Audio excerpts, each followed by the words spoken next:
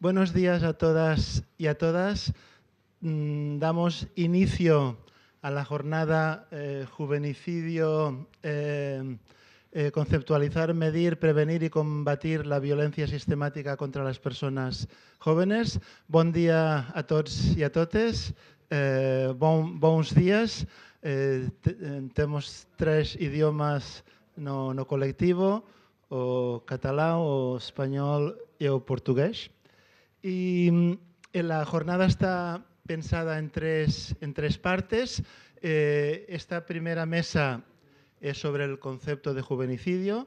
Después haremos una pausa para comer abajo en el bar de la universidad y a las 3 de la tarde regresamos para la segunda mesa sobre las aplicaciones del concepto y finalmente a las 5:30, las 4:30, la última mesa será sobre juvenicidio y políticas públicas.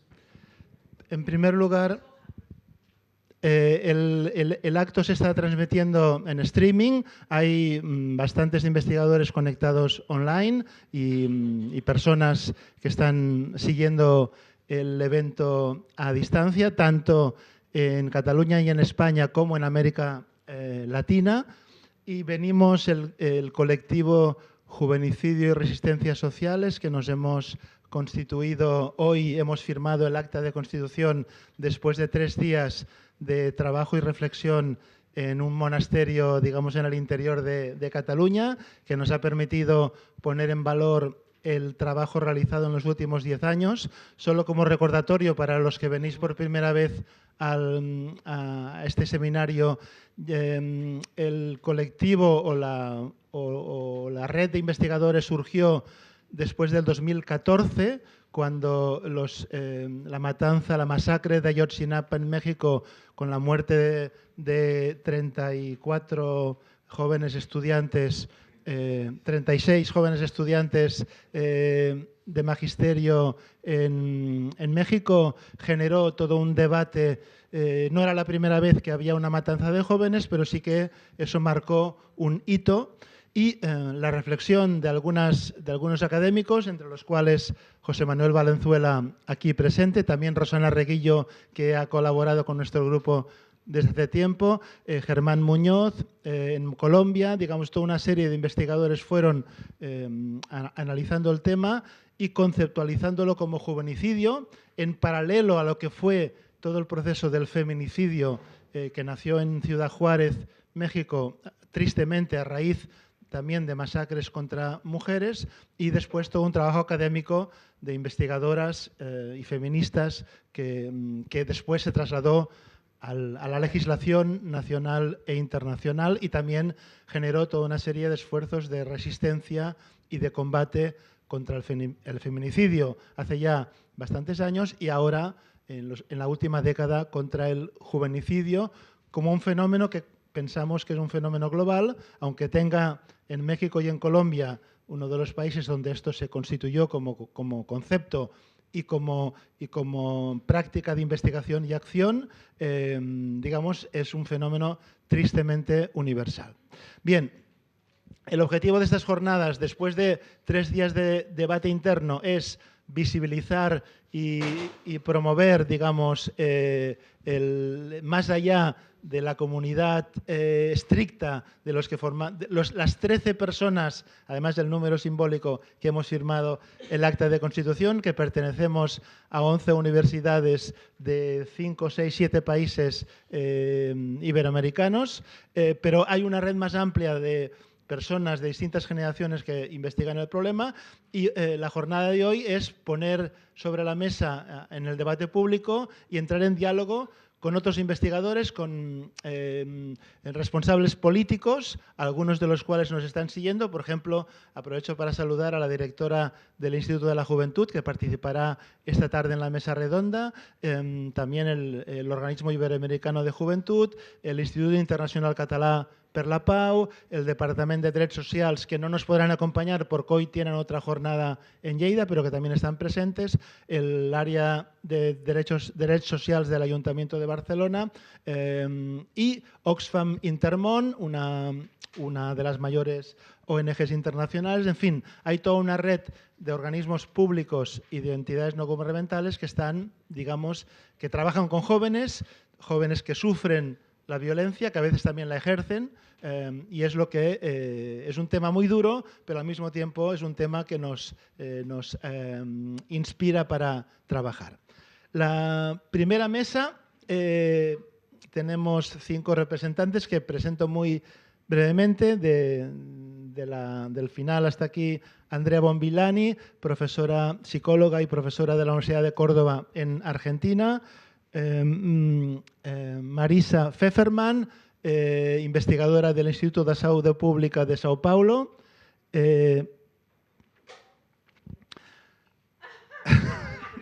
Alfredo Nateras, ya. Alfredo Nateras, colega y amigo de la UAM, Universidad Autónoma Metropolitana de México, investigador del juvenicidio en Centroamérica. José Manuel Valenzuela Arce, antropólogo del Colegio de la Frontera Norte, Tijuana, México. Y digamos, ahí tenéis el libro Set de Mal, el primer libro donde se conceptualizó el fenómeno del juvenicidio comparado con el feminicidio. Y Alexandra Agudelo, de la Universidad Luis Amigó de Medellín, Colombia. Por la tarde seguiremos, pero la idea de este no es una serie de presentaciones, por eso hemos prohibido usar el PowerPoint. Y la primera pregunta que les planteo, pediría que fueran intervenciones breves para tener como al menos 2 o 3 rondas de intervención y después abriríamos el debate con el público, que expliquen a un público amplio qué es para ustedes el feminicidio y cómo se interesaron por este fenómeno y cómo lo han abordado. Creo que el orden primero es José Manuel. Puede empezar José Manuel y después el resto. Así, perdón, abrir el micro para que los que siguen online puedan seguir el... Bueno, sí. Muy buenas tardes a todas y a todos. Bueno, atendiendo a la pregunta que hace Carles, quisiera pues responder brevemente, pero primero agradecer a ustedes que estén aquí, acompañando esta reflexión que queremos hacer de manera dialógica. Y bueno, yo diría que mi acercamiento a este tema tuvo que ver a partir de los aciagos años de 2008 a 2010 que vivimos en México, pero especialmente en la frontera norte de México, donde la violencia y la muerte se dispararon a niveles extremos a partir de una irresponsable y criminal supuesta guerra contra el crimen organizado que declaró Felipe Calderón, entonces presidente de México, y que, como sabemos, había enormes complicidades entre esta fuerza de gobierno con los propios grupos del narcotráfico, pero que generaron una violencia estructurante brutal, entre las cuales las ciudades de Ciudad Juárez o Tijuana fueron de las más lastimadas.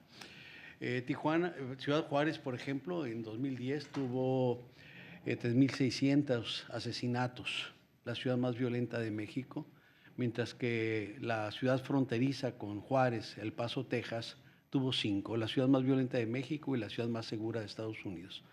Un jefe de la policía de El Paso decía: los criminales que delinquen en Ciudad Juárez duermen acá en El Paso. Entonces, dentro de esto había otro tipo de eventos. 2010 mismo, ese mismo año, 73 migrantes centroamericanos fueron asesinados en San Fernando, Tamaulipas. El mismo año se asesina a 2 estudiantes en el campus del Tecnológico de Monterrey, presentados como sicarios que mueren en un enfrentamiento con el gobierno, cuando en realidad eran 2 extraordinarios estudiantes de posgrado que preparaban su examen de grado de maestría al día siguiente. Estamos hablando también de una serie de eventos como el de Villa de Salvarcar, del asesinato de 12 jóvenes presentados por el gobierno como que eran pandilleros, como si eso justificara su asesinato. Ni siquiera tampoco eran pandilleros. Bueno, entonces, es en este marco que se da una sobredosis de violencia y esto incide de manera importante en lo que venía ocurriendo en estos mundos fronterizos y especialmente en el caso de Ciudad Juárez, no porque ahí surgiera el fenómeno de este asesinato sistemático de mujeres, estaba en todo el país, era más alto en el Estado de México que en Ciudad Juárez, era más alto en Guatemala, pero que es esto que se conoció como las muertas de Juárez en 1993, un concepto que efectivamente convoca condolencia, convoca solidaridad, pero que era ineficaz en el sentido de que no nombraba el acto homicida y no eran mujeres muertas, eran mujeres asesinadas. Entonces es aquí donde se recupera un concepto de la literatura estadounidense del siglo XIX, el femicide, que recuperado por Diana Russell en una doble acepción, el feminicidio de una mujer y el asesinato sistemático de mujeres por el hecho de ser mujeres. La traducción que hace Marcela Lagarde en México y los trabajos de colegas como Julia Monarres pusieron un énfasis en la implicación sexual que esto tenía y colocaron de manera importante el tema y al nombrarlo como feminicidio posibilitaron otras formas de acción política para luchar en contra del asesinato de estas mujeres. Yo hice este libro que se llama Sed de Mal, Feminicidio Joven y de Exclusión Social, porque no estaba muy conforme con algunas de las principales interpretaciones que se hacían. Y no voy aquí a nombrar quiénes las hacían, porque es gente que respeto mucho y no quiero, dado que no hay tiempo para matizar suficiente, no quiero dejar una mala impresión con mis palabras. Simplemente decir que no se trataba de un otro Estado, el de los criminales y los del gobierno, los institucionales, sino que estamos hablando de un Estado alterado donde había fuertes implicaciones entre ambos. El poder del narco no eran las armas de fuego, sino las redes de corrupción y complicidad que habían generado. En segundo lugar, que no eran pactos comunicativos entre varones o no era la causa central de implicación. Entendiendo este concepto, podría tener sentido en ámbitos más cerrados, como las cárceles, donde se conoce esta idea del objeto de deseo de otro varón, sino que estamos hablando aquí de una condición donde muchas veces ni siquiera conocían a las mujeres que levantaban y se las llevaban. En todo caso, lo que me fue quedando claro en esta investigación es que lo que definía estos eventos sí era, más que el patriarcado, el orden patriarcal. La forma particular de instalación estructurada, instituida e instituyente del patriarcado en nuestra sociedad, porque el patriarcado existe en todo el mundo y ha estado por siglos, pero sus formas particulares de expresión son diferenciadas. Y en este caso lo que me quedaba muy claro es que eso es el imprescindible punto de partida para entender de lo que estamos hablando, pero no es el punto de llegada. El punto de llegada que tiene que ver con las necrozonas donde se asesina a las mujeres, efectivamente era la precarización de la vida. Y esta precarización en el ámbito de frontera yo la analicé a través de lo que era la trata humana durante la ley seca, la ley Volstead 1933, con lo que fue la iniciativa del senador de Minnesota, Andrew Volstead, de prohibir la producción, consumo y trasiego de licor, que se trasladó todo este mundo de prostitución, del glamour hollywoodense, de las drogas al sur de la frontera, al lado mexicano, y una fuerte migración de mujeres que quedaron atrapadas en esta condición de trata humana. El segundo elemento tiene que ser las rupturas de las redes comunitarias y familiares producidas por ciudades fronterizas que crecieron por migración, principalmente a partir de la atracción de las guerras estadounidenses y la necesidad de fuerza de trabajo de ese país. El tercer punto tenía que ver con el inicio en 1965 del programa de industrialización fronteriza de la industria maquiladora, que generó un proceso fuerte de feminización laboral, precarización laboral, no contratos colectivos, no sindicatos, enfermedades laborales que no se daban en otros lugares, acoso sexual. Toda una serie de elementos implicados en este concepto de feminización laboral a través de la instalación de la industria maquiladora en la frontera mexicana. Y después teníamos todo el tema de la precarización urbana, un poco asociada también a este crecimiento desordenado de las ciudades de la frontera. En el 80, Tijuana, el 40% del área urbana era irregular, solo por poner un ejemplo. La misma historia en Ciudad Juárez. Entonces, este conjunto de elementos articulados, más los escenarios de violencia disparados, generaron estas condiciones para el asesinato de las mujeres. Entonces, el tema para mí central en este caso es efectivamente un orden patriarcal inscrito dentro de procesos profundos de precarización de la vida de estas mujeres, lo que posibilitaba el asesinato de ellas. Y obviamente una complicidad del Estado, de las figuras del Estado. El presidente Vicente Fox decía: no se vale seguir refriteando los mismos 300 o 400 casos de mujeres asesinadas como si fuera poca cosa en Ciudad Juárez, ¿no? Entonces, a partir de esto, sin embargo, teníamos que durante los gobiernos de Calderón y Peña Nieto, estamos hablando de 2006 al 18, son más de 260,000 personas asesinadas, de los cuales más del 95% eran hombres. Y al ver esos hombres, eran hombres jóvenes. Entonces, entonces empezar a notar que había una disminución de la esperanza de vida al nacer, porque estaban matando a los jóvenes, o por el desplazamiento de esa población joven que también se iba. Pero todo esto incidía en lo que para mí resultó más o menos evidente de pensar que efectivamente teníamos que nombrar algo que todavía ni siquiera se consideraba. ¿Por qué? Porque dentro de este mundo del narco, construido a partir de esta imagen del mundo raro a la José Alfredo Jiménez, como si fueran marcianos que de repente aterrizaron, que no tenían redes sociales, que no tienen familia, quién sabe quiénes serán, en algo han de andar, algo han de haber hecho. Toda esta lógica de suspicacia social.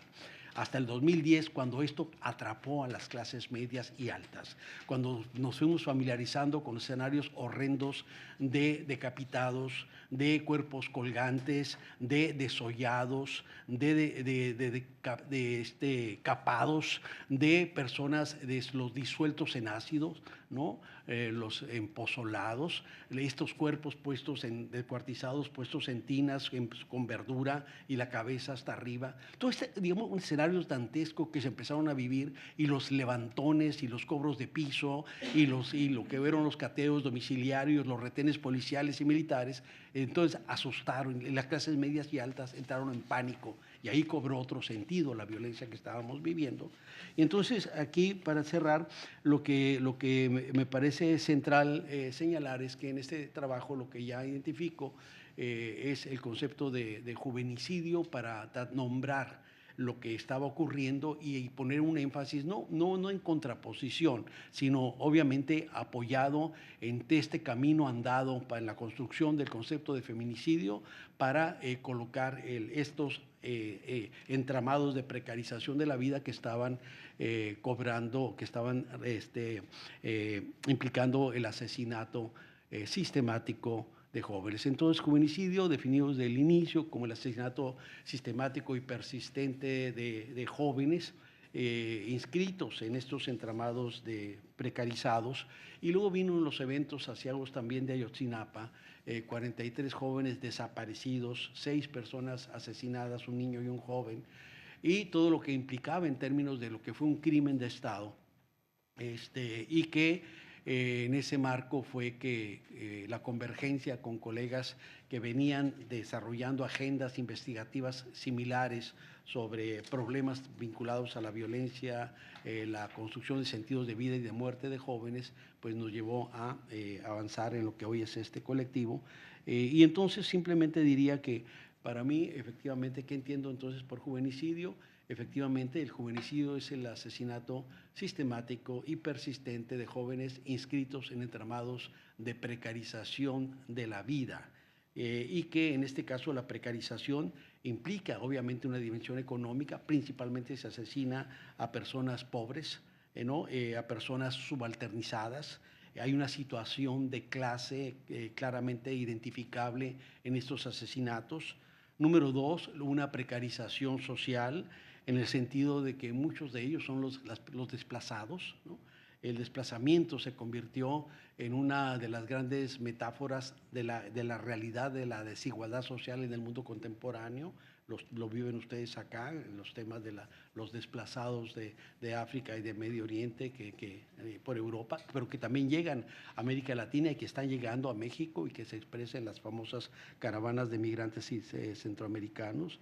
Estamos hablando entonces no solo de una dimensión social también precarizada que tiene que ver con las condiciones objetivas de vida de estos jóvenes y lo que sería su inscripción en lógicas definidas desde en los escenarios neoliberales, donde son jóvenes, donde no únicamente forman parte de estos grupos, donde en América Latina, en los primeros, digamos, 10 años de este milenio, séptimo milenio occidental, 37 milenio oriental, se necesitaban 7 millones de empleos para los jóvenes que ingresaban al mercado laboral, que no se generaron. En un escenarios donde trabajar no saca a la gente de la pobreza. En escenarios donde 6 de cada 10 empleos son en la informalidad. En escenarios donde esta informalidad colinda con la paralegalidad. En escenarios donde los niños que empezaron en la escuela básica, ya en la prepa la mitad está fuera del sistema educativo. En escenarios donde los persistentes que terminan una profesión, más de la mitad no van a trabajar en la profesión en la que se formaron. En escenarios donde es proporcionalmente mayor el desempleo entre estos jóvenes que terminaron sus carreras que en otros grupos etarios. Entonces todo esto, digamos, es la parte social, pero al mismo tiempo entra en un escenario de los códigos culturales tardocapitalistas que sustituyen el ser por el tener y donde es el consumo, el consumismo, lo que define el éxito en la vida, al mismo tiempo que despoja a más del 90% de la población de las condiciones para construir proyectos viables, vivibles de vida. Entonces, dentro de esto es que surgen lo que sería el tercer eje, el eje cultural e identitario, donde tiene una dimensión efectivamente simbólica, tiene que ver con la estigmatización identitaria de muchos de estos jóvenes, pero que también tiene que ver con la conformación de códigos de sentido conformados a partir de un presentismo intenso, donde se plantean el todo o nada. Más vale una hora de rey que una vida de buey. Me la juego y se las están jugando dentro de los entramados del narcotráfico, que también tiene un papel central en el asesinato de estos jóvenes. Y entonces simplemente señalaría que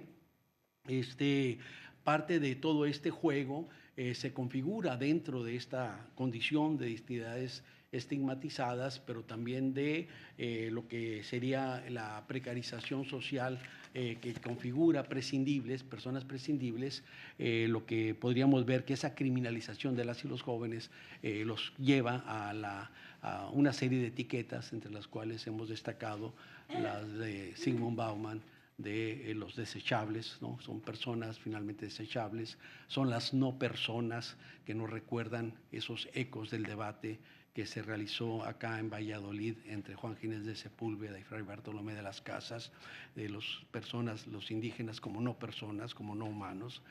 Son personas inscritas en los conceptos de lo que serían los monstruos de Antonio Negri, de Marie-Louise Prat, de Mabel Moraña. Son jóvenes que quedan inscritos en los canallas de Noam Chomsky y Derrida.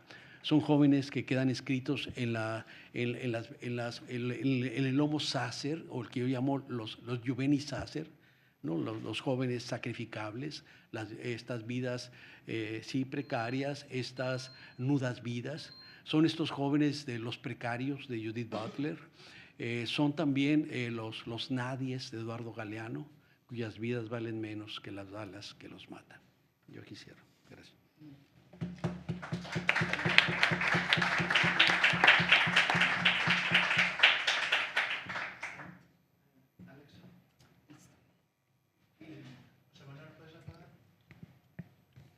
Aquí mismo. Ya. Bueno, nuevamente buenos días, buenas tardes para todos y para todas. Yo quisiera comenzar por decir que estas trayectorias que nos han llevado a todos y a todas hacia el concepto de juvenicidio, lamentablemente se afincan en una realidad que en el caso de América Latina tiene más datos empíricos de los que uno quisiera, ¿sí? El caso del juvenicidio es un caso que podemos asentar en datos muy concretos, en cifras muy concretas de muerte de jóvenes en muchos de nuestros países. Ahora, ¿por qué el esfuerzo de... Tranquila. ¿Por qué el esfuerzo de comprender lo que pasa con los jóvenes? Porque la necesidad y el énfasis de construir una categoría como la categoría de juvenicidio para poder entender lo que pasa con los jóvenes. Porque ciertamente sospechamos que sobre los jóvenes se ciernen una serie de presiones sociales, una serie de fenómenos, una serie de procesos que los llevan a la muerte. No es un asunto azaroso, no es casual, no es una contingencia que en el mundo muchos de los procesos que estamos viviendo hoy como procesos bélicos de los que voy a hablar a continuación se ciernan sobre los jóvenes. En ese sentido, la lucha de este colectivo, que es una lucha teórica en parte, es una lucha política también. Todos y todas en este colectivo trabajamos con muchas organizaciones y grupos juveniles en nuestros países, pero también hemos trabajado en otros países tratando de entender el fenómeno, pero también tratando de conceptualizar cuáles son los bordes que definen esto que estamos llamando como juvenicidio. En el caso de Colombia ha sido supremamente importante entender que la yuxtaposición de fenómenos, de regímenes legales, ilegales, paralegales, paraestatales, como quiera, que todos ellos han generado ciertos niveles de connivencia con el narcotráfico, pues ha tenido en la población joven un efecto letal y devastador. Si lo miramos por la vía de la violencia de Estado, cifras como las de los falsos positivos, 6.402 casos confirmados de asesinatos por parte del Estado, asesinatos sistemáticos, no fueron casuales, no fueron accidentales, no fueron una casualidad del destino, los chicos no estaban ahí porque simplemente se pararon en esa esquina, fueron chicos asesinados de manera programada, sistemática por el Estado, debido a una serie de patrones y a una serie de gabelas, de ventajas que tenían los soldados del ejército cuando presentaban a los chicos como guerrilleros dados de baja en combate, pues nos muestran que hay una participación clara, contundente y verificada del Estado en el asesinato de estos chicos. El hecho de que se les denomine falsos positivos y que hoy Colombia, después de haber vivido un proceso tan sistemático, tan serio como el de la Comisión de la Verdad, todavía estemos en esa disputa, quiere decir que para muchos y muchas en el país estas muertes eran muertes justificadas, lo cual hace todavía más necesario que planteemos una categoría como juvenicidio, como una categoría que define los bordes de un dispositivo discursivo, de prácticas, de desubjetivación que se cierne particularmente sobre los jóvenes.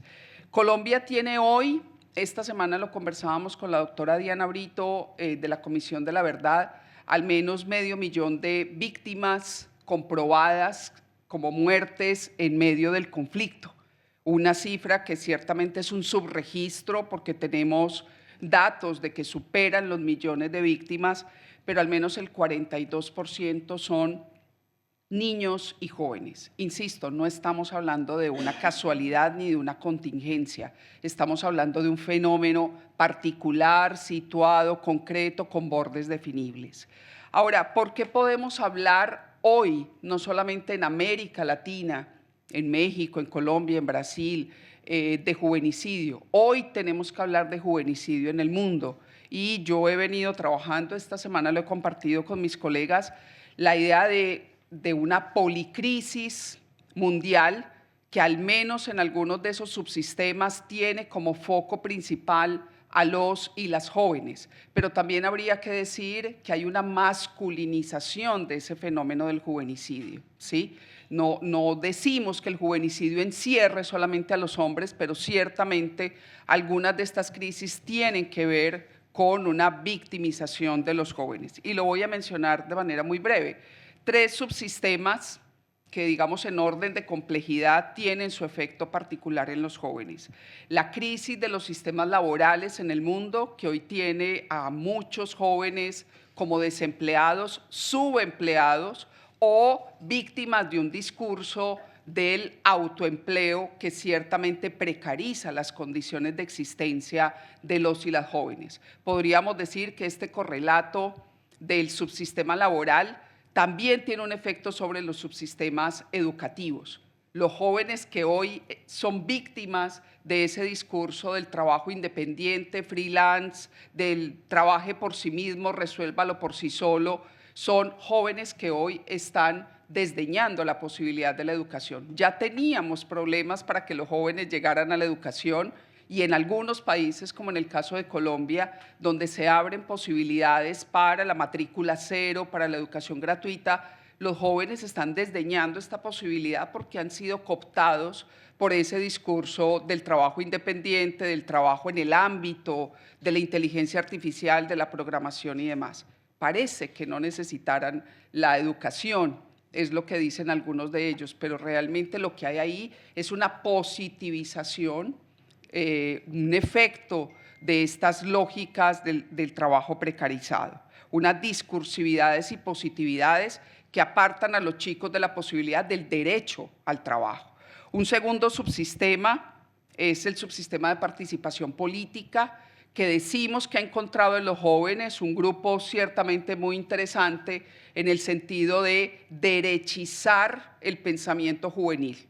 Hoy asistimos en muchos escenarios a una profunda derechización del pensamiento juvenil que no es gratuita. Muchos jóvenes hoy con adscripciones neoconservadoras, con adscripciones religiosas absolutamente recalcitrantes, se apartan de las prácticas políticas que en otro momento pudieran tener como tensión del debate político hegemónico. Y finalmente, una crisis en los sistemas bélicos y militares en el mundo que tiene a los jóvenes como una gran mano de obra. Los jóvenes soldados en el mundo hoy están librando las guerras por las disputas hegemónicas alrededor del mundo. Creemos que estos 3 subsistemas, al menos muchos otros, pero al menos estos 3, nos ponen una alerta frente al uso de los jóvenes, como máquinas de guerra. Se necesita la categoría de juvenicidio para poder hacer visible, para poder construir una posibilidad interpretativa de lo que pasa hoy con la muerte de los jóvenes alrededor del mundo. Gracias.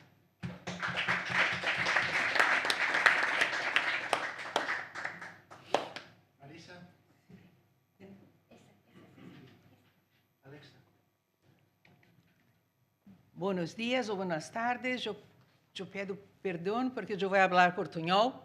Eu sou Marisa, de São Paulo, e vou fazer muito rapidamente o percurso de adentro. Eu sou psicóloga de formação e eu fui buscar, e nós sempre militamos a questão contra a redução da idade penal, a questão da criminalização do jovem. E em minha tese de doutorado, eu fui buscar quem são os jovens que os meios de comunicação sempre buscam como os inimigos da sociedade. Quem são? Por que são? Como vivem? Então, é dessa forma que eu começo a pensar nesta situação. Por que a criminalização desses jovens? Então, é dessa forma que eu começo. Eu hice um livro que é Los Jóvenes, el cotidiano de los jóvenes trabajadores del tráfico de drogas. Aonde vou mirar justamente por que eles são tão complicados e por que eles, com sua personalidade, com sua forma de ser, realmente implicam em denunciar a lógica capitalista. Então, a partir disto, nós fomos buscando como pensar nessa perspectiva, não somente nesses jovens, mas esses jovens como representantes da juventude.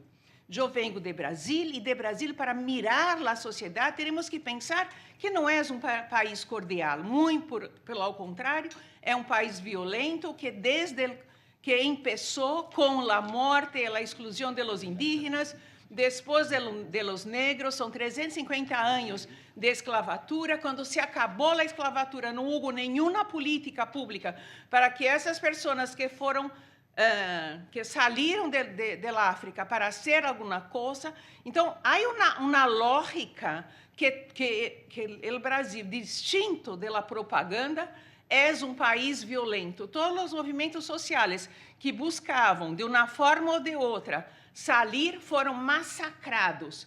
Então, a ideia de Brasil como país que hoje 48 mil pessoas morrem por ano, marca a lógica, de lado, de país racista e a lógica de país onde a questão do proibicionismo de droga marca a ideia de juvenicídio.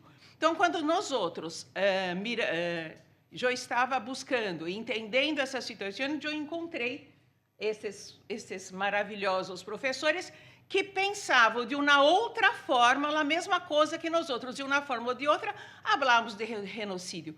Mas não é possível pensar em uma coisa de país, mas pensar na lógica neoliberal que se exclui algumas pessoas que, por sua característica, por sua personalidade, por estar justamente buscando, como as outras professores falaram, como a Alejandra, buscando uma forma de estar no mundo, justamente são realmente os que incomodam.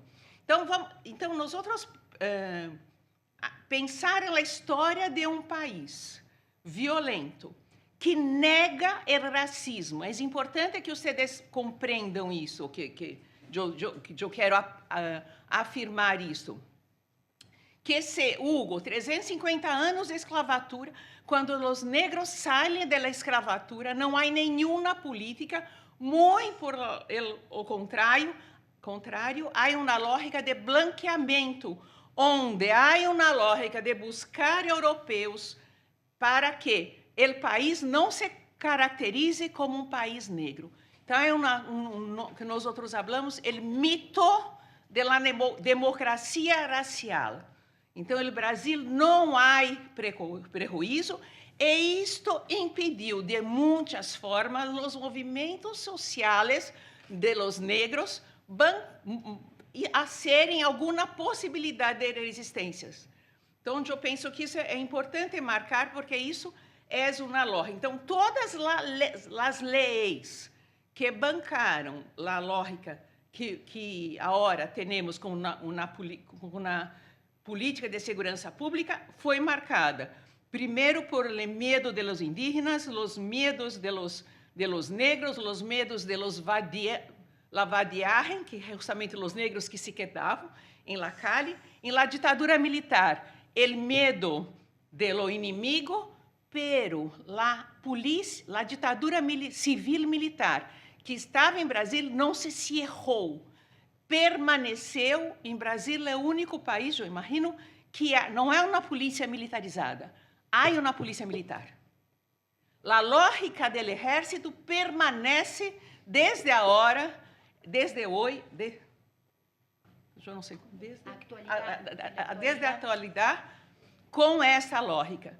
E por isso nós outros podemos pensar que desta lógica temos sim como concretude o massacre que nós outros nós outros denominamos de chacina, aonde, por exemplo, em 2006, 500 pessoas foram mortas em la cidade de Santos, aonde a maioria eram jovens. E a lógica, e qual é a lógica? Sempre a lógica, a questão do tráfico de drogas. A lógica do proibicionismo, e não, é importante marcar, e não o uso abusivo das drogas, mas a lógica do proibicionismo se quer uma forma de marcar o juvenicídio em Brasil. Ou, não sei se vocês também sabem, que há uma marca muito importante, que uma prisão, o nome é Carandiru, que é em São Paulo também, em que se matou 101 pessoas, isto é, os dados não oficiais, quer dizer, isso são os dados oficiais, aonde hasta hoje, e eu apresentei, eu tentei apresentar as lógicas das chacinas, de los massacres em Brasil, mas isso é impossível, porque isso que é importante falar, é uma forma sistemática de matar as pessoas. A maioria das pessoas são negras, e isso não é... Os dados acá nos proibiram de fazer painel, mas nós temos pelo menos 1/3 das pessoas mortas em São Paulo, no Brasil, são negros. Então, é importante que miramos essa situação, e é importante o que Alejandra habla, que quando vamos pensar nisso, temos que marcar que o racismo e o colonialismo é uma marca que não devemos olvidar, não só em Brasil, mas em toda a lógica colonial que hoje se estende em lo mundo. Então, na verdade, estamos falando de uma lógica que hace que há grupo, que o sujeito suspeitoso, que é a lógica da classe peligrosa, que temos, e isso é importante, temos que exterminar, porque eles impedem que o desenvolvimento do neoliberalismo ocorra. Então, nós somos grupo, isso me encanta, por isso estou aqui, que não se queda solamente com uma lógica de pensar numa perspectiva que sim é importante, de marcar produção, mas somos grupo contra-hegemônico de uma lógica neoliberal que buscamos denunciar que, sim, esses jovens denunciam não só, esses jovens não denunciam não só, esses jovens denunciam não que são criminosos, eles denunciam a lógica neoliberal que colocam eles como responsável de toda a violência que estamos acá. Graças.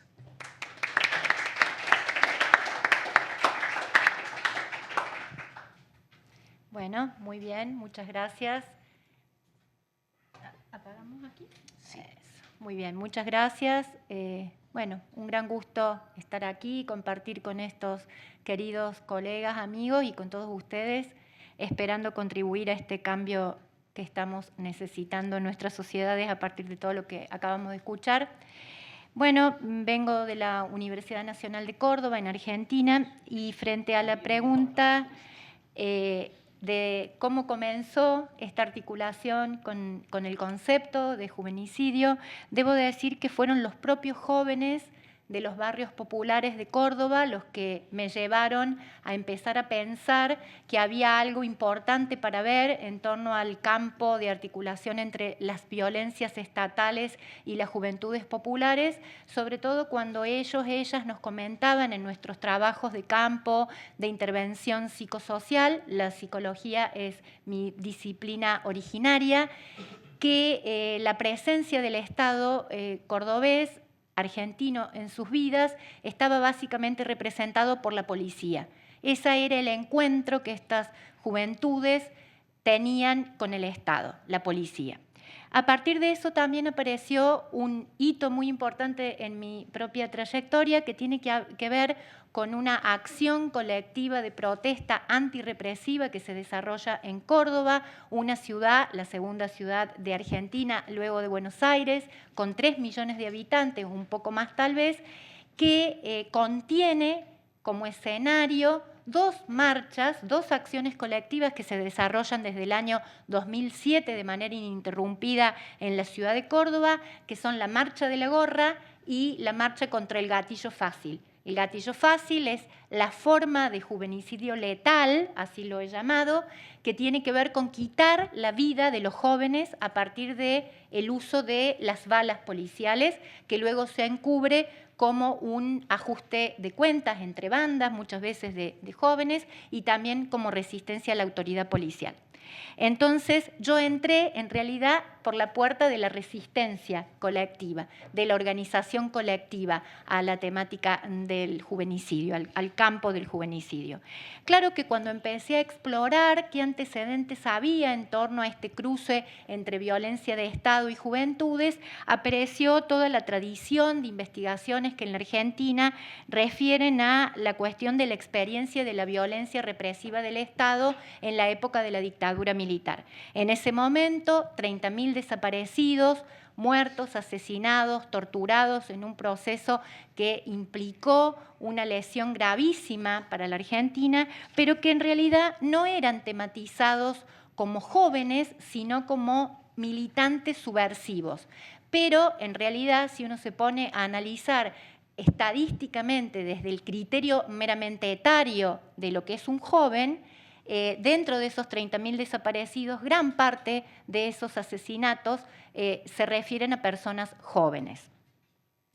Ahora bien, me pregunté entonces si algo de ese linaje violento del Estado aparecía en la actualidad de la literatura para dar cuenta de este fenómeno actual, si había algo del orden de la contemporaneidad que pudiera ser recogido en la literatura más allá de la experiencia que sí existía directa de los jóvenes y las jóvenes en los barrios con la policía.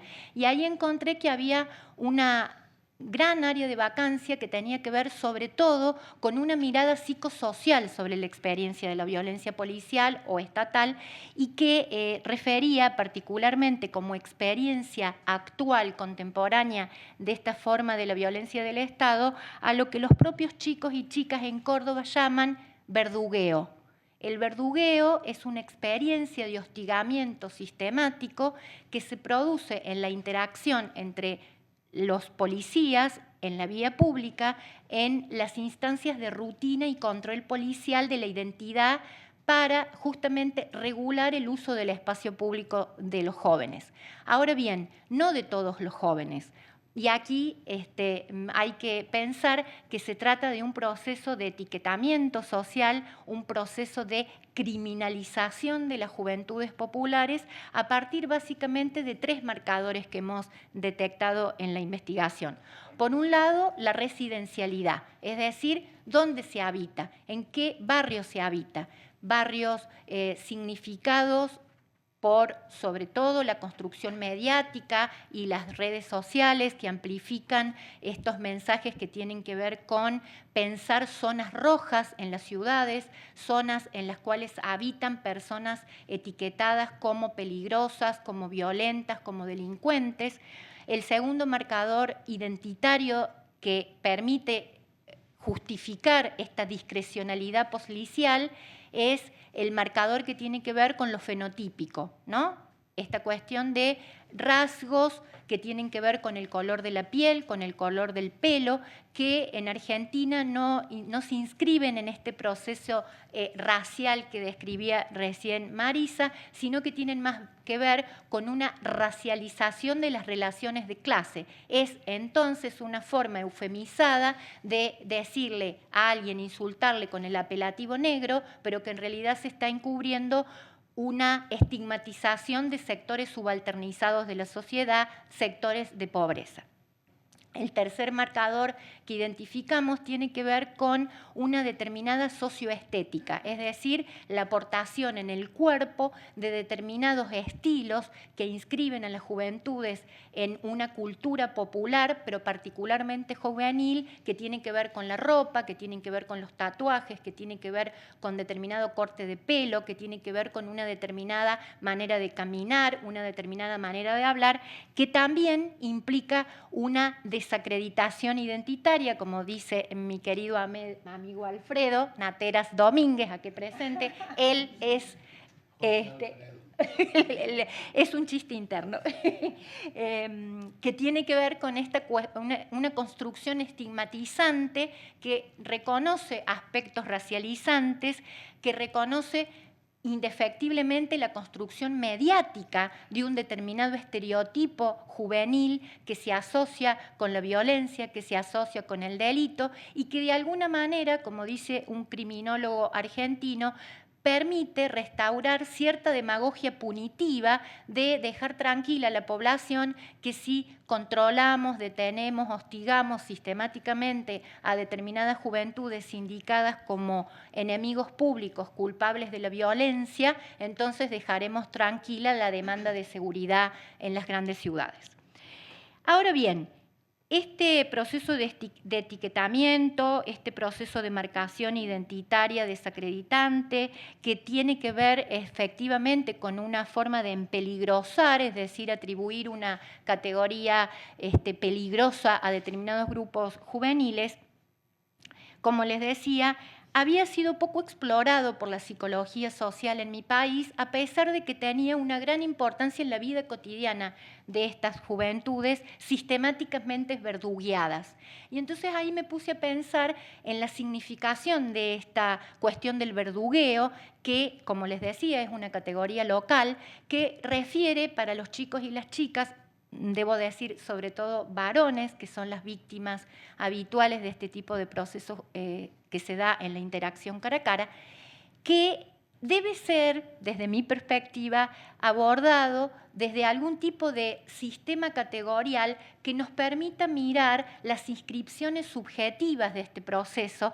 Con esto quiero decir lo que el querido Fernando González Rey llama sentidos subjetivos, es decir, las inscripciones en los cuerpos que van configurando una manera de habitar el mundo, una manera de darle sentido, que tienen que ver con una articulación compleja entre lo emocional y lo cognitivo y que permite entonces un relacionamiento de ese sujeto consigo mismo y con los demás. Desde esa categoría sentido subjetivo analizo este proceso del verdugueo que tiene que ver básicamente en la metáfora que recoge estar a merced de un verdugo que hostiga, que produce procesos de violentación física, simbólica, a través de insultos, de golpes, de todo tipo de prácticas de no reconocimiento, de desconocimiento, de sometimiento en la indignidad, que ese me parece un elemento fundamental para pensar esta configuración subjetiva de la experiencia del hostigamiento policial sistemático y que de alguna manera va lesionando a lo largo de un proceso sistemático cotidiano y que termina por producir algo que me dijo la mamá de uno de los chicos que ha sido muerto por gatillo fácil y ella tiene otros hijos que también están sometidos sistemáticamente a este proceso, que es que el verdugueo no es una forma de juvenicidio letal porque no acaba con la vida física, orgánica de manera directa, pero sí es todos los días morir un poco. Así me dijo la mamá de un joven. Entonces ese todos los días morir un poco amplía los horizontes de la muerte física y nos permite pensar cómo esta responsabilidad del Estado en la posibilidad de justamente reflexionar acerca de el daño de la autoestima, el daño de la autoconfianza, la restricción al acceso al espacio público de estos grupos juveniles estigmatizados, etiquetados como peligrosos y que finalmente va lesionando la posibilidad de construir y de desear un futuro. Entonces, esta idea de vidas truncadas, vidas que además de vivir en una intemperie permanente porque están precarizados en sus condiciones materiales de existencia, están permanentemente siendo atacados, siendo socavados en su autoestima, en su posibilidad de sentir la sensación de sentirse dueños de sus propias vidas, de sus propios deseos, de sus propios proyectos, y que, esto me interesa enfatizarlo, es una responsabilidad del Estado. Una responsabilidad del Estado que en la Argentina se particulariza en la figura de la policía, pero siempre recordando que la policía es un agente estatal con una mayor o menor autonomía respecto del Estado, pero que finalmente es, en lo formal, un agente estatal. Y en ese sentido, es necesario pensar, en orden a, como decía Alexa, que este es un colectivo que siempre ha tenido en su horizonte de acción no solo comprender todos estos procesos, no solo construir categorías analíticas que pudieran dar nombre, que pudieran generar un proceso de significación respecto de esta palabra de los jóvenes y las jóvenes, sino que además intenta transformar, intenta generar incidencia pública para también prevenir, en mi caso, como Argentina, la producción de juvenicidio letal. Y en este sentido debo decir que en Argentina estamos viviendo una situación de caldo de cultivo a través de discursos de odio sistemáticos que encuentran en las juventudes pobres, pero también en las juventudes militantes que se están oponiendo al régimen de derechización que institucionaliza la crueldad contra determinadas otredades definidas, especialmente jóvenes, y que debe ser un objeto de mirada, un objeto de prestar atención, porque desde mi punto de vista es una amenaza notable que ahora se mantiene más o menos en el plano discursivo, más o menos en la discursividad de odio, de crueldad, pero que poco a poco está escalando hacia una dimensión de eliminación, de aniquilamiento del otro, de la otra, significado como un enemigo interno, y que de alguna manera me vuelve al punto de partida en relación a la desaparición, muerte, tortura sistemática del Estado argentino a través de los gobiernos de facto de derechos absolutamente truncados en la época de la dictadura militar argentina. De modo tal que yo entiendo que el juvenicidio, más que una palabra, más que un concepto, es un campo semántico que nos permite poner en articulación un conjunto de procesos de hostigamiento, de violentación, de persecución, de precarización de la vida juvenil, que tiene unas dimensiones materiales y simbólicas y que también se inscribe, como hemos podido ver, en determinadas coordenadas geopolíticas e históricas, que son las que también permite pensar la variabilidad de posibilidades y de opciones que este colectivo intenta panorámicamente y, debo decir, con una profunda sensibilidad teórica, abordar. Muchas gracias.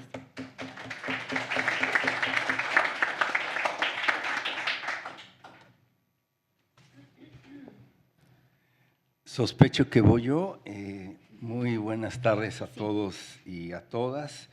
En realidad recordaba con José Manuel Valenzuela, justamente hace 10 años que nos juntábamos en Colombia, y a partir de ahí creo que ahora, con todas las trayectorias de tiempos y espacios, contento por ya tener, digámosle, una visibilidad en términos de colectivo.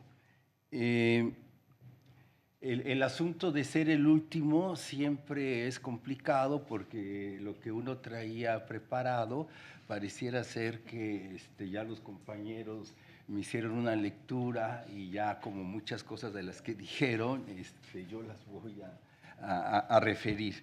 En ese sentido, entonces, lo que voy a hacer de una forma rápida y concreta es desde esta imagen. Hagan de cuenta que van a ser 4 tipos de WhatsApp o 4 tipos de postcat en su tonalidad y matiz de esquemático, fugaz y rápido. Entonces, para colocarlo en la cuestión de la discusión.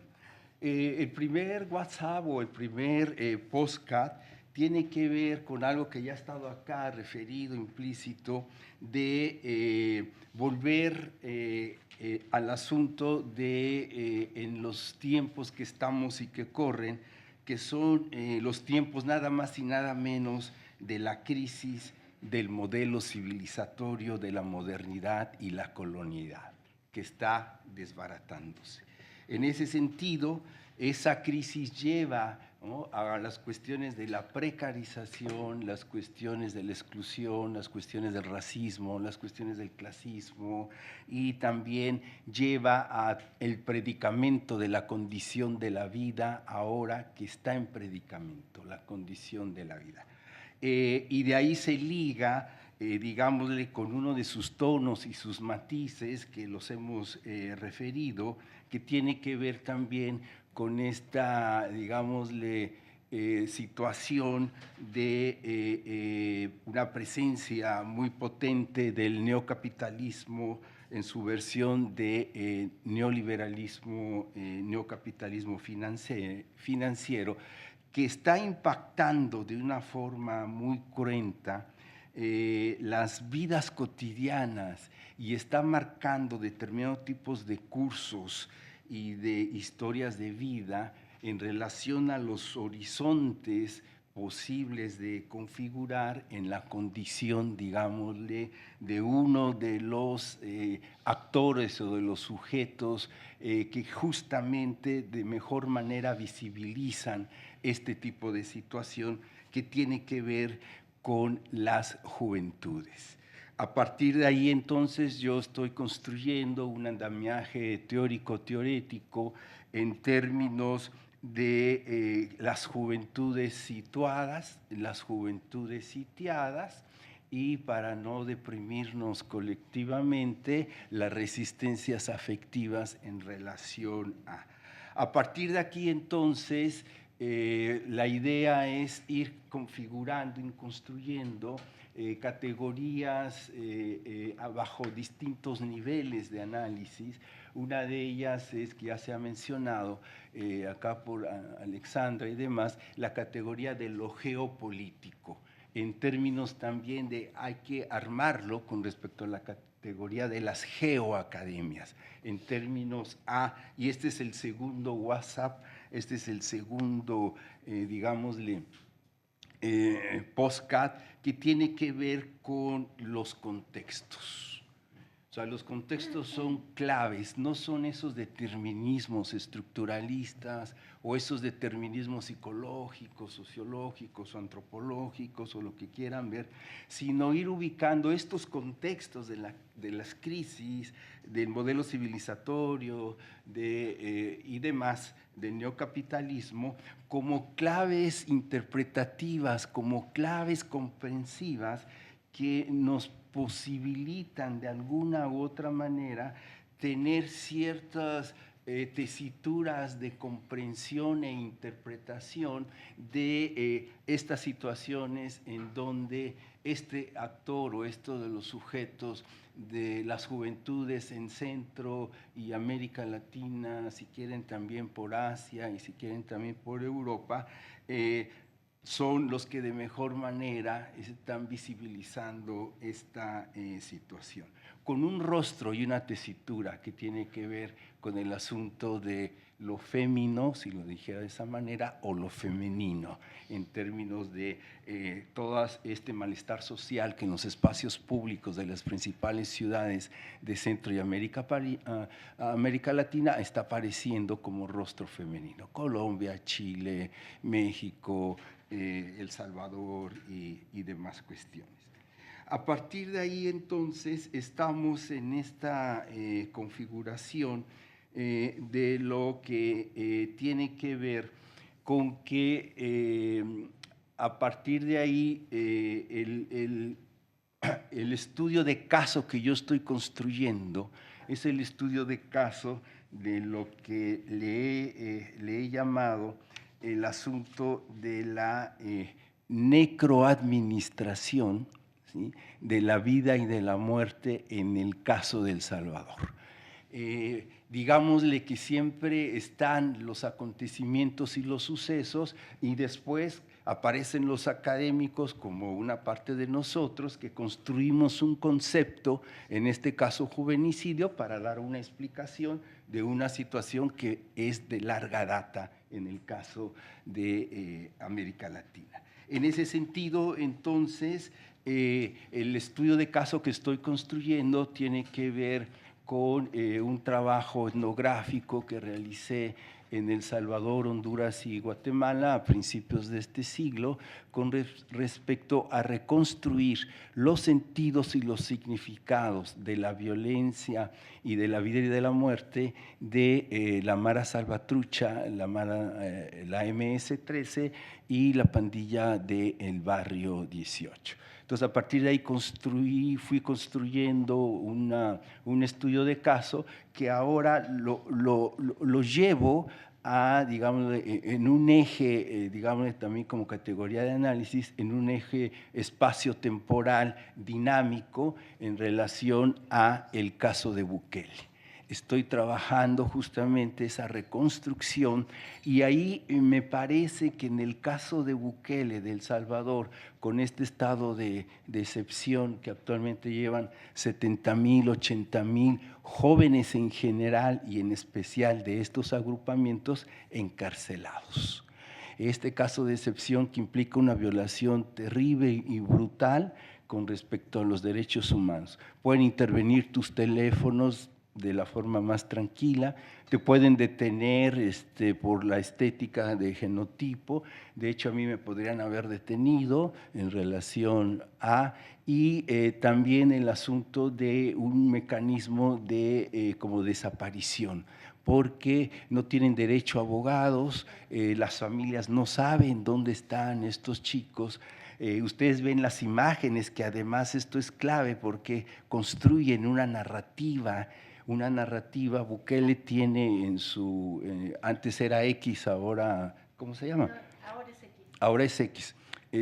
Face X tiene como cerca de 4 millones de seguidores. Y entonces construye una narrativa, como ya lo decía Valenzuela, también muy religiosa, en términos de que no son humanos, no son personas y por lo tanto son fácilmente asesinados y desechables. Ya estamos trabajando con Candy Chévez, que ella va a decir algo más después en la mesa que le toca, en términos de que ya hay asesinatos, hay demás. Pero entonces, volviendo a este caso, me doy cuenta que esto es sistemático desde los finales de los 70s y 80s, ejecuciones extrajudiciales, desapariciones, intervención de los grupos de exterminio social, la mano negra y todo esto. Entonces, en esta configuración es en la que ando y que me lleva justamente al asunto de que estamos en un caso paradigmático de justamente la necroadministración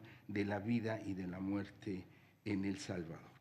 De esto entonces voy a un poco a recuperar lo que marcaba Feiza al inicio de que cómo visualizábamos teórica o conceptualmente el asunto del juvenicidio y a partir de ahí decir que ya está aquí implícito, que ante todo es un dispositivo, ¿no? Muy a la Foucaultiana. Es un dispositivo, es una tecnología, ¿no? De tipo Foucaultiana, muy bien aceitada, sistemática, ¿sí?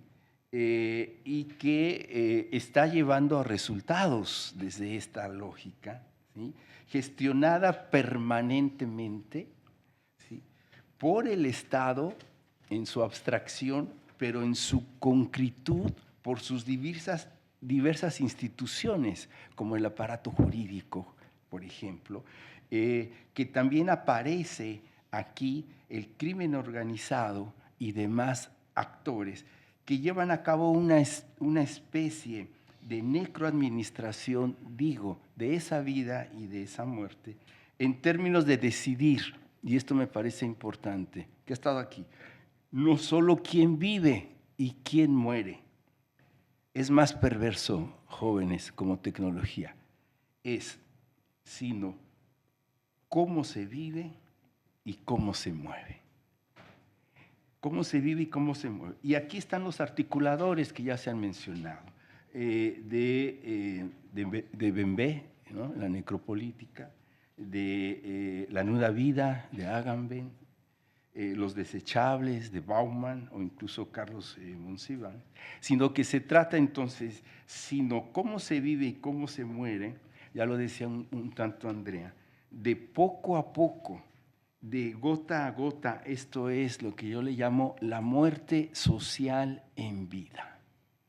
Es decir, que se traduce irse muriendo poco a poco, de exclusión en exclusión, de violencia en violencia, de encarcelamiento en encarcelamiento, de precarización en precarización, de desempleo en desempleo, que conlleva a esta configuración de las identidades desacreditadas. Es decir, estamos de nueva cuenta en un revival, ¿no?, contemporáneo y resituado de los olvidados de Luis Buñuel, de los nadie, que ya decía Valenzuela, de Eduardo Galeano, de los condenados de la tierra, de Frantz Fanon, de los desechables o los daños colaterales de Bauman, Buchanan, incluso Carlos Monsiváis.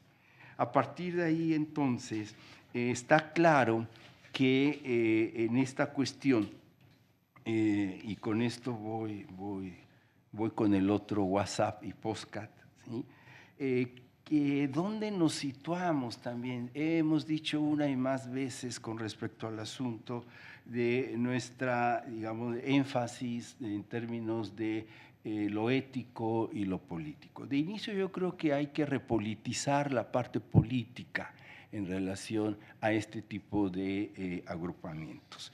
Y creo que una de las cuestiones urgentes y emergentes es que como colectivo, ahora ya bautizado, ¿sí?, Colectivo Juvenicidio y Resistencias Sociales, tenemos que, y esto es el espacio para mí muy importante, que ir configurando o seguir configurando una construcción o una edificación de un discurso, de una narrativa lo suficientemente sólida, teórica, ¿sí?, teorética y metodológica, ¿sí?, con solvencia etnográfica, con solvencia, en este caso, empírica, que pueda nombrar, como ya lo estamos haciendo, en términos de visibilizar, lo que no se nombra y no se visibiliza pareciera ser que no existe ante estas narrativas hegemónicas.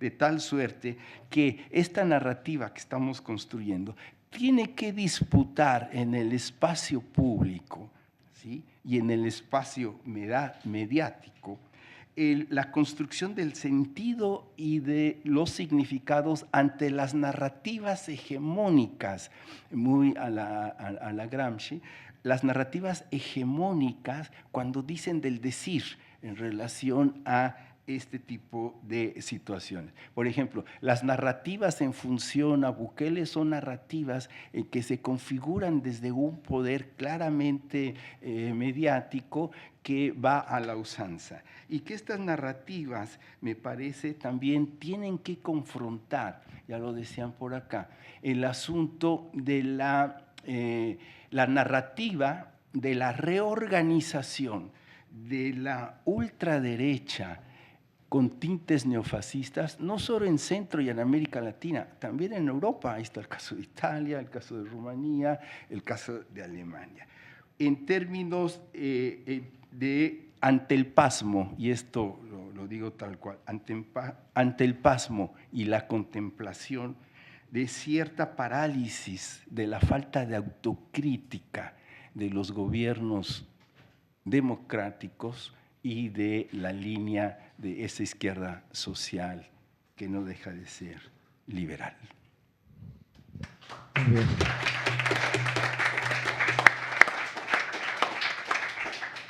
Bueno, han sido 5 intervenciones duras, pero al mismo tiempo inspiradoras. Tenemos un cuarto de hora para quien quiera en la sala poder hacer algún comentario, y al final os volvería a pasar un minuto para dar cierre a esta primera sesión. Y ahora sí se los cuentas, ¿eh? Ahora sí. ¿Quién rompe el hielo?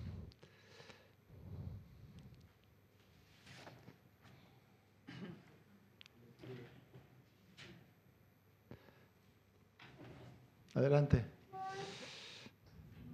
Si os podéis presentar brevemente, os paso el micro para que puedan seguiros por el streaming. Hay gente siguiendo por streaming. Bueno, Janina Well, del Geneva Graduate Institute. Yo no trabajo sobre estos temas, vengo justamente a aprender y me ha resultado sumamente interesante, inspirador y, bueno, aterrador también todo lo que han explicado. Mi pregunta es muy concreta. Me queda bien clara la utilidad política del concepto juvenicidio, por los números de los que hablan, por las estrategias que identifican, por las particularidades de los casos, pero como concepto en términos científicos me queda la duda de en qué medida es aplicable a los diferentes contextos a los que se habló, porque hay mucha diversidad, ¿no? Entre un enfoque, no sé, de Argentina a Colombia, pasando por los casos intermedios, veo muchísima variedad ahí. Entonces la pregunta concreta es, ¿le ven, como queda claro, una utilidad política al concepto? Creo que eso está muy claro, pero también le ven la posibilidad de definirlo en términos científicos, digamos, como para poder identificar una particularidad y esta sistematicidad que creo que se ha mencionado mucho, pero a veces no me queda tan claro que eso pueda ser abordado en términos operativos. Esa es la pregunta.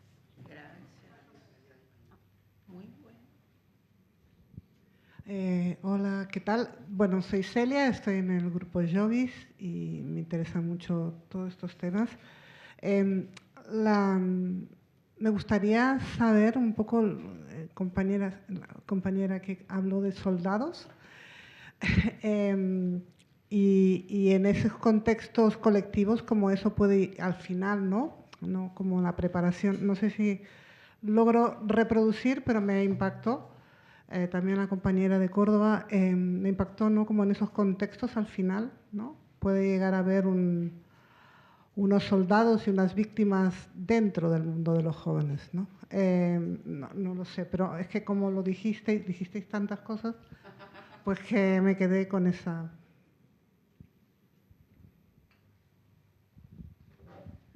Gracias, buen día. Mi nombre es Henry, soy originario de Colombia y bueno, estoy por acá. Un saludo especial a las personas. Yo me quedo con dos aspectos y quisiera hacer una pregunta. El primero, resaltar lo que la profesora Andrea mencionaba sobre el tercer eje, el socioestético y sobre todo el asunto de lo corporal, del cuerpo y lo corpóreo, los estilos. Y del profesor Nateras, acerca de pues estas fuerzas, ¿no? Que cada vez más emergen de las perspectivas feministas o femeninas en lo político. Resalto esas dos cuestiones para preguntar lo siguiente, a ver cómo tal vez se lo piense quien quiera responder.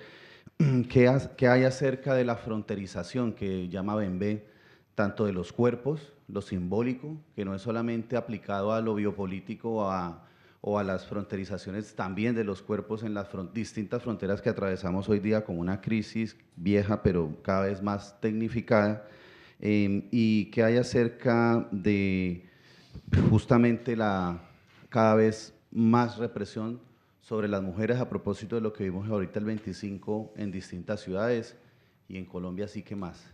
Bueno, muchas gracias. Buenas tardes para todos y para todas. Yo soy Karen Cerón, profesora en la Universidad del Rosario en Bogotá, Colombia.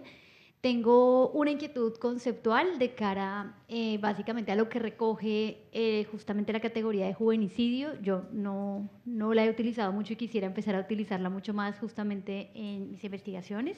Y es que normalmente se define como esa, como lo dice allí, esa violencia sistemática que recae sobre los jóvenes, contra las personas jóvenes, pero muchas veces los jóvenes también hacen uso de esa violencia y otros jóvenes, y especialmente en el tema que yo trabajo, que son pandillas urbanas juveniles, pues también son víctimas, ¿no? Y tienen la doble condición de hacer uso de la violencia y en ese sentido ser de una manera victimario, pero también son víctimas de todas esas condiciones de precarización y demás.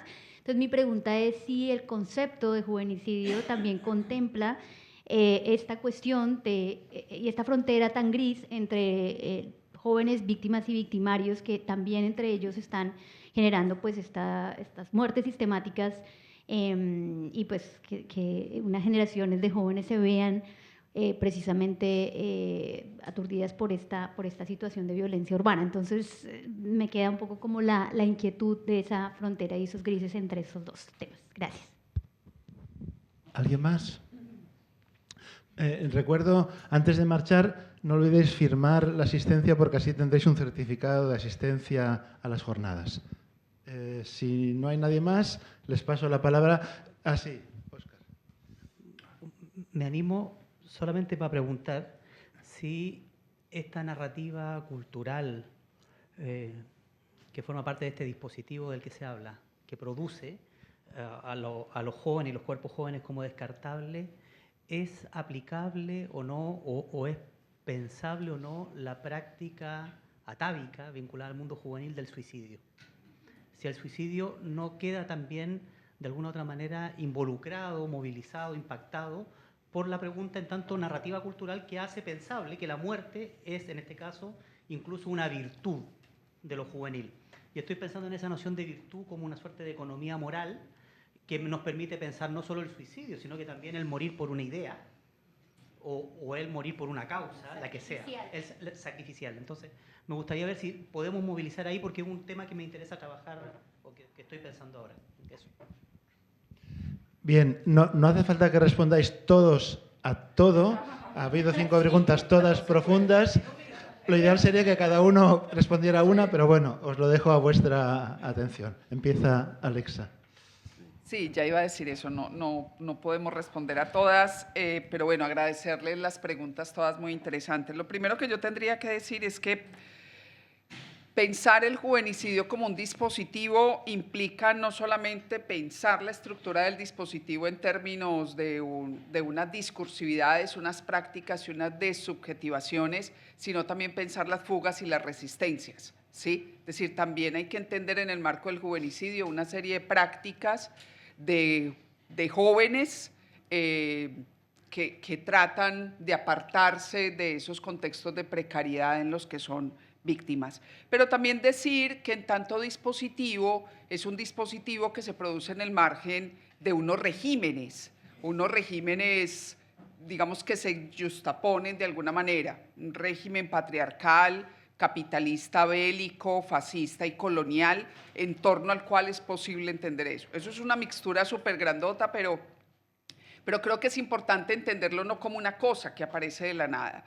Y respecto a la pregunta de la categoría teórica, creo que el juvenicidio está amparado en una serie de sistemas categoriales desde los cuales podemos hablar, digamos, en el campo de la ciencia política, de la biopolítica, la necropolítica, la psicopolítica, fobopolítica, la categoría de horrorismo de Adriana Cabarero, que nos ha resultado tan interesante, y el marco de las profanaciones y resistencias de Giorgio Agamben. Es decir, es una categoría que teóricamente tiene su piso.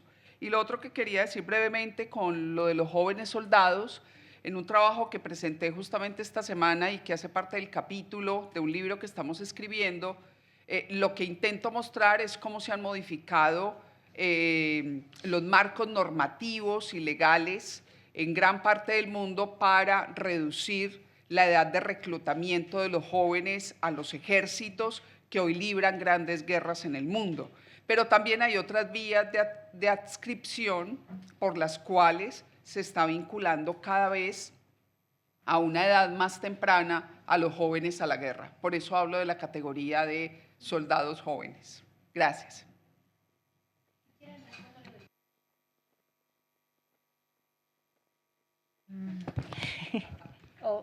¿Querés, José Manuel?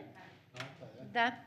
Bueno, bien, agradecer la pertinencia de las preguntas y cómo nos invitan a seguir pensando, reflexionando.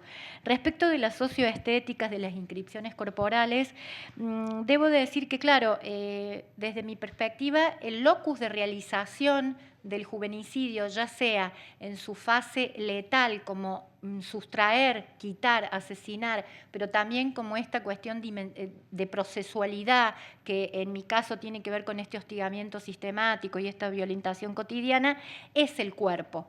No solo el cuerpo como superficie orgánica, porque de alguna manera esta represión, estos golpes residen en el cuerpo, sino como el cuerpo como un marcador identitario, ¿no?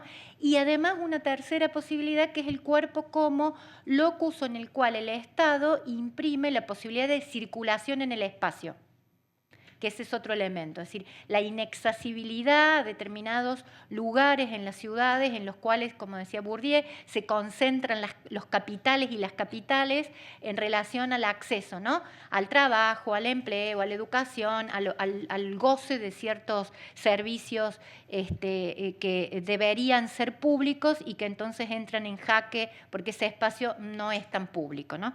Pero además, y ahí me parece importante tenerlo en cuenta, es también, y es algo que estoy empezando a esbozar, una deriva que me parece importante, que es conceptualizar esta experiencia del hostigamiento sistemático a modo de verdugueo en la categoría local como una estrategia evidente de tortura.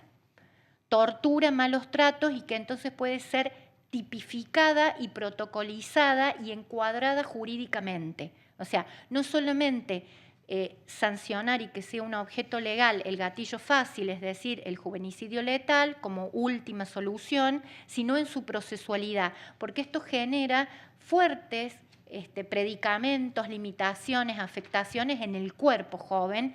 Y entiendo por cuerpo no solamente la dimensión orgánica, sino un aparato para comprender el mundo, ¿no? Una toma de posición en el mundo.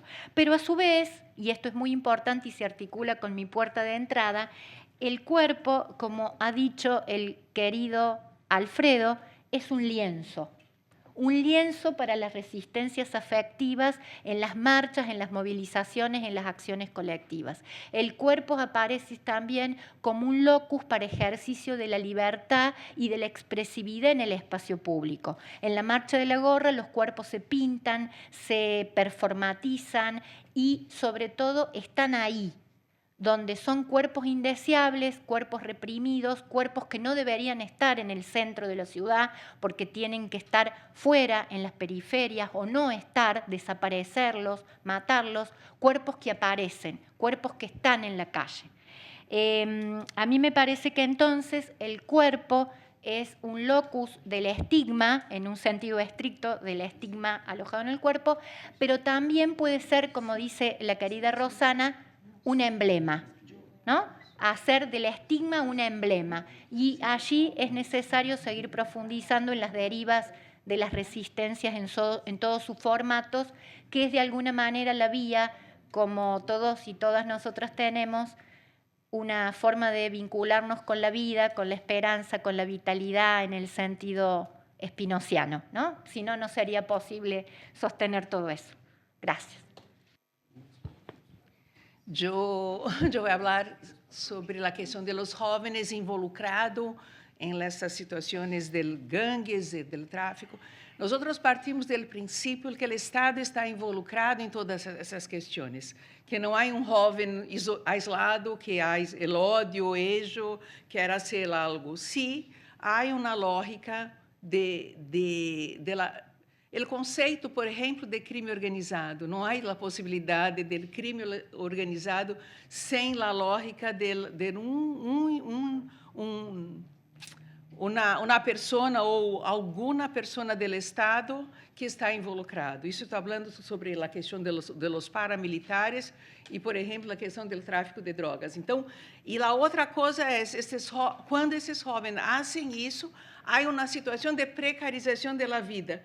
Então, se os jovens involucrados com a violência, com o tráfico de drogas, ou de las gangues, ou de grupos organizados, se é um objeto muito forte da questão do juvenecídio. Não há a morte ou a quitação do jovem com a mão do Estado objetivamente, pero é a forma que o Estado não se manifesta ou se manifesta, precarizando estas vidas desde o nascimento, da exclusão, que se mostra a partir desta figura. Então, quando eu falo que o jovem denuncia essa situação, é porque está vinculado. Culpabilizar esses jovens é uma forma de juvenecídio. Compreende? Então, sim, para ser muito mais sucinta, sim, os jovens involucrados nesta situação são, sim, o objeto sujeito da questão do juvenecídio. Gracias. Sí, voy rapidísimo. Una de las cuestiones justamente que estamos trabajando y que fue uno de los espíritus del taller es, digamos, de configurar una narrativa o una definición científica y estamos traduciéndolo en relación a indicadores, índices y variables que puedan ser medibles. Eso lo estamos trabajando, aunque agregaría rápidamente que creo que sí es posible desde las ciencias sociales, en ese sentido, desde otros armazones teóricos y metodológicos que también son científicos, en términos de trabajamos más desde la fenomenología, el interaccionismo simbólico, metodologías horizontales, dialógicas, colaborativas, y a partir de ahí creo que lo que estamos haciendo es poner en juego matrices que cruzan a nuestros países en Centro y América Latina para ir abordando estudios comparativos con diferencias y similitudes. El asunto de las pandillas, me parece, no hay víctima sin victiminario y no hay victiminario sin víctima. Es un enlace que ahí está, más que nada en lo que yo he estudiado, los cholillos de Nesayor, la Mara Salvatrucha, la pandilla del barrio 18. El asunto es que la mayoría de las intervenciones siempre le han apuntado al eje de estas juventudes o integrantes cuando ejercen la violencia. Sin embargo, hablando con Candy, no tenemos el impacto de esas violencias, de la gente que ha sido violentada en los barrios, en las comunidades, una investigación que hay que hacer. En mi caso, por ejemplo, yo invertí el eje de análisis. El 15% de las violencias en Centroamérica, especialmente en El Salvador, la generan, ¿sí?, la Mara y este tipo de agrupamientos. La pregunta de investigación que yo me hice, ¿y el 75% quién?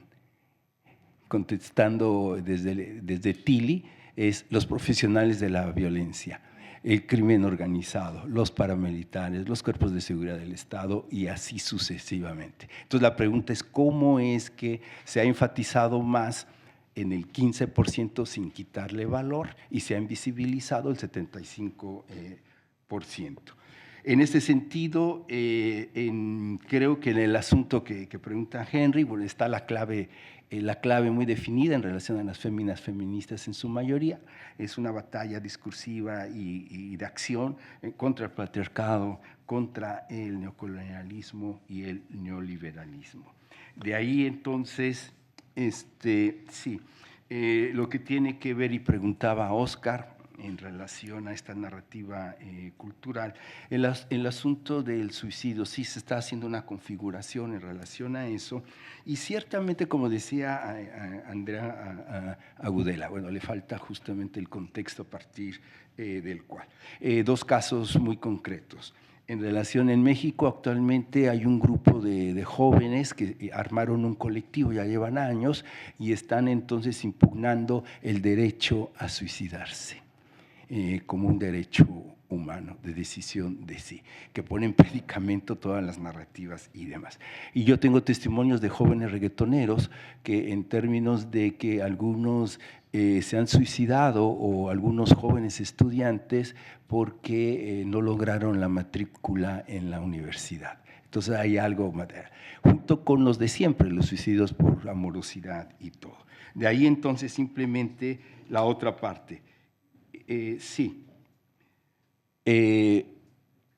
La muerte en el barrio, al menos los barrios con los que yo he trabajado y la calle, la muerte es el lugar social de reconocimiento, porque en la vida no se tiene. Y es un lugar que en la pandilla, en la clica, en la palomilla, tiene un lugar muy potente simbólico, que en el espacio inclusive tienen grafitis de conmemoración como altares. Y esto me llevó a mí a nombrar el libro que escribí justamente en este trabajo y que ahí está una parte de la respuesta de lo que vos preguntas, Oscar. vivo por mi madre y muero por el barrio. Contundente. Bien, sí, yo creo que desde el inicio, uno de los ejes centrales para la construcción de este concepto tenía que ver con los parámetros de la bionecropolítica, en los cuales efectivamente en sus dos dimensiones, ¿no? Lo que planteaba Foucault en el seminario de la incorporación de las políticas de salud por los grandes estados nacionales a partir del siglo XVIII, pero sobre todo lo que tiene que ver con la biopolítica como este conjunto de procesos y dispositivos que participan como elementos de poder y control sobre el cuerpo que desarrolla en Vigilar y Castigar, la microfísica del poder, los estudios de las cárceles, la clínica, etcétera, etcétera. Y sus hierros, ¿no? Principalmente el pensar que el suplicio público culmina después de este suplicio del parricida Demiens, de Vigilar y Castigar, ¿no? Esto no solo no ocurre, sino lo que estamos observando. Es algo que he llamado el nuevo suplicio público del siglo XXI, que es que podamos observar desde las computadoras cómo van desollando y descuartizando a las personas en vivo y en directo, como esto que ha venido incorporando el narcotráfico. Y bueno, desde esta lógica de la bionecropolítica de la que trabajamos, los ejes por lo menos iniciales que construíamos tiene que ver con esta disputa por los cuerpos. El tema de otra vez lo que llamamos las agendas de las derechas, otra vez el tema del aborto como uno de los grandes ejes que atraviesa todos los países, ahora con las transformaciones, lo que fue la ley que surge a partir del juicio Wade Road, que posibilitó en el 73 el aborto en Estados Unidos, también forma parte de este debate. La disputa por la sexualidad, sobre todo de las y los jóvenes, con muchos ejemplos que podríamos indicar. La lucha y la disputa en torno a lo que es la esterilización forzada, especialmente los casos de Perú, Guatemala, México, Estados Unidos. El poder bioobstétrico, que se expresa básicamente médicos que programan 200 cesáreas un fin de semana, las necesiten o no, porque les es más cómodo a ellos. El tema de los marcos provisionistas, de los cuales me encantaría hablar, pero no tendría tiempo de hacerlo, y que es parte central de la enorme dosis de muerte que estamos viviendo y que fundamentalmente tiene que ver con una estrategia, digamos, geopolítica, ¿no? Una estrategia de poder, control, que surge a partir del 71 con lo que fue la ley contra las drogas de Richard Nixon, y que básicamente tiene una función de vigilancia, de control, de injerencia política en los otros países. Y bueno, y todo esto al final de cuentas lleva a un asunto que yo creo que es insuficientemente desarrollado cuando se incorpora el concepto de bionecropolítica, y es lo que he venido trabajando, las bioresistencias. Me interesa más cómo el cuerpo se transformó en un dispositivo de la resistencia social, particularmente de los jóvenes. Y disputan la bioestética, ¿no? Esta forma, digamos, regulada de cuerpos normalizados independientemente de sus cargas históricas genéticas, pero los jóvenes recurren a tatuajes, perforaciones, escarificaciones, adulteraciones para transformar esos marcos. Mujeres que luchan en contra de la gordofobia, como le llaman, que también tiene un papel muy fuerte con bulimia, anorexia y muchas otras consecuencias que esto genera. Todo lo que finalmente también está configurado frente a lo que sería la bioproxemia, el cuerpo como dispositivo, como territorio, el cuerpo como también dispositivo bioemocional, la configuración de estos territorios emocionales vinculados con el propio cuerpo. Y finalmente varios elementos, pero al final de cuentas este tipo de posicionamientos teóricos efectivamente los hemos desarrollado, pero yo por lo menos yo he partido de un asunto que me parece central y que lo planteé desde el lado del feminicidio y del juvenicidio. No somos cuentamuertos ni cuentamuertas. Nos importa desarrollar dispositivos para entender estos entramados desde una perspectiva ética, política, académica, para que no maten a las mejores. a las mujeres, para que no asesinen a los jóvenes. Entonces, y en este caso, efectivamente, lo que queremos es que no exista el jovenicidio ni como realidad ni como concepto. Pero para eso, efectivamente, hay mucho trabajo que desarrollar. Pero lo primero era esto, nombrar algo que está ahí y que efectivamente no se reconocía, no era visible, etcétera, etcétera. Y en ese sentido de lo que tendría que ver con el tema del cuerpo y esta lógica de lo que yo más empatizo, que son las bioresistencias, está en la otra dimensión del tema de las fronteras, que es algo que por otros motivos trabajo desde hace 43 años por vivir en la frontera y porque ha sido los ejes centrales de mi trabajo de investigación, la frontera México-Estados Unidos.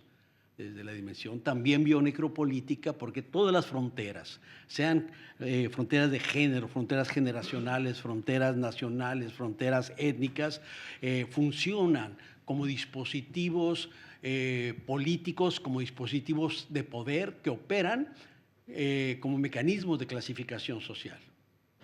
Y ahí es donde entran todos estos elementos que tienen que ver con la condición de género, la condición, digamos, de ser cis o ser trans o ser bi, cualquiera de estas sexual, que tiene que ver también las fronteras desde su dimensión racializada, tiene que ver con los 4 grandes ejes culturales de significación de las fronteras, prejuicios, estereotipos, estigmas y racismo, donde al final de cuentas forma parte de esto que estamos discutiendo, porque más allá de las prenociones que definen a los prejuicios, más allá de estas ideas ancladas que seguimos escuchando en Estados Unidos frente a los afros y latinos para justificar posiciones que han sido ampliamente, digamos, invalidadas desde la academia, desde la ciencia y desde los propios procesos sociales, se siguen utilizando para discriminar, para desarticular los procesos de resistencia, pero siguen también permaneciendo los estigmas, estas marcas que generan identidades desacreditadas, desacreditables, a la Erving Goffman, pero sobre todo sigue persistiendo un mecanismo que no solo es la construcción de representaciones e imaginarios, sino lo que tiene que ver con un racismo que opera efectivamente como un sistema estructurado y estructurante que produce y reproduce condiciones de desigualdad a partir de la condición, en este caso, de un orden racializado. En ese sentido, estos elementos, como todas las identidades, son sistemas, son dispositivos, son relaciones sociales, por lo tanto son relaciones de poder. Y esto se expresa de manera muy clara en esta disputa en torno a los cuerpos de las y los jóvenes, y también tiene sus repercusiones efectivamente en el tema del suicidio. Yo lo colocaría del otro lado. Es cierto que al final de cuentas yo lo reivindico, la eutanasia, el suicidio, está bien, pero, ojo, la segunda causa de muertes de personas de 12 a 25 años es el suicidio. Entonces, eso lo en España la primera. En España la primera.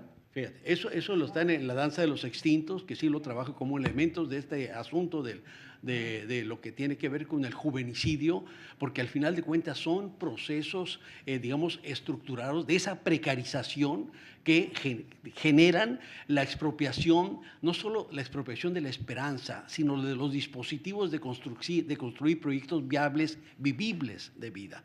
Entonces, todo eso me parece que es parte de lo que tenemos que seguir conversando, pero que, bueno, hay tiempo finito y, bueno, yo lo dejaría aquí. Así que...